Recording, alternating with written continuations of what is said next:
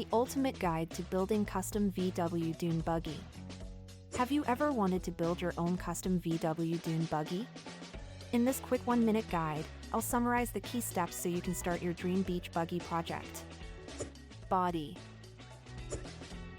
Find a 1960s or 70s VW Beetle to use as a donor car. Look for a solid chassis and engine. Strip the Beetle down and clean the chassis. Sandblast or powder coat it. Buy or fabricate a lightweight fiberglass or metal Dune Buggy body. Consider a rounded Manx style or square off-road style. Mount the body to the chassis. Install bucket seats, roll bar, and interior components. Paint or wrap the body in bright, beachy colors. Add graphics and custom details.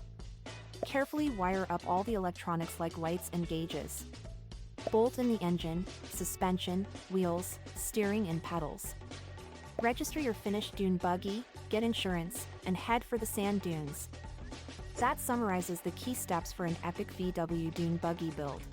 For a full guide with more details and tips, visit our website dunebuggyoficial.com, link in the description. Get started on your custom beach buggy today.